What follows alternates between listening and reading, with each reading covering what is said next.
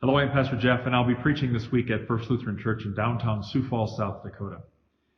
Our gospel text that I'll be preaching on for this week is actually the rest of the story from last week's gospel text.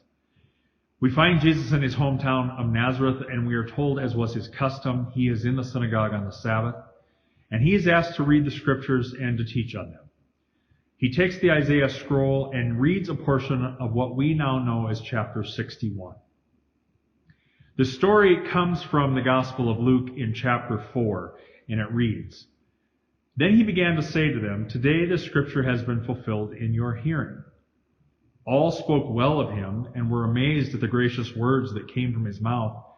They said, 'Is this not Joseph's son?' He said to them, 'Doubtless you will quote to me this proverb, "Doctor, cure yourself." And you will say, "Do here also in your hometown the things that we have heard that you did in Capernaum." And he said, "Truly I tell you, no prophet is accepted in the prophet's hometown. But the truth is, there were many widows in Israel in the time of Elijah, when the heaven was shut up 3 years and 6 months, and there was a severe famine all over the land. Yet Elijah was sent to none of them except a widow at Zarephath in Sidon. There were also many lepers in Israel in the time of the prophet Elisha, and none of them was cleansed except Naaman the Syrian."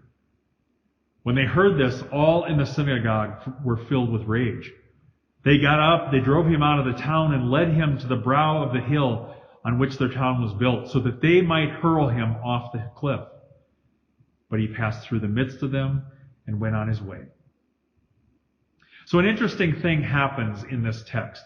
Jesus takes a prophetic scripture, a messianic scripture, and in that moment, he makes it into proclamation. It becomes a gospel. Most specifically, he tells us that we are no longer waiting for the Messiah, but he is it. And from that time forward, prophecy had ended, and the role of Scripture was to reveal God's coming in Jesus Christ. But Jesus does something really interesting here, which is what happens each time that you hear the gospel. Whether you know it or not, the gospel strips you of any sense of righteousness of your own doing. This got Jesus in trouble on that day, and still actually puts preachers in the hot seat pretty often. Because we really like to show our trophies and our accomplishments to the world.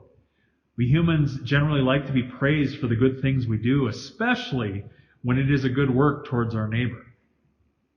In Jesus' time, and still in the church today, people see themselves as having God's favor. The Jews saw themselves as God's chosen people, which put them above anybody else. They saw themselves as better than all others. And as I said, we don't have to look very far to see that people still do things in a similar way. But what Jesus speaks to strips those in attendance that day, and every time he speaks it, of their own sense of righteousness. And he tells them that God shows favor on whomever he chooses. Not just because of some pre-qualifier that we use to set ourselves apart. This kind of speaks to the old age question, why do good things happen to bad people?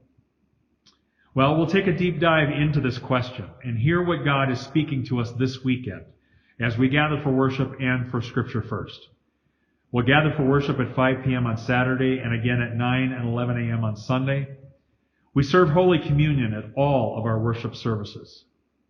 You're also invited to join us in the gymnasium at 10:10 as we continue to talk about and learn about this text at Scripture First. It's also an opportunity to get to know others in the church through fellowship and conversation. If you cannot be in person this weekend, you can always catch us by live stream on our YouTube channel or on KSFY at 11 a.m. Join us as we again hear Jesus speak into our lives. I'll see you in church.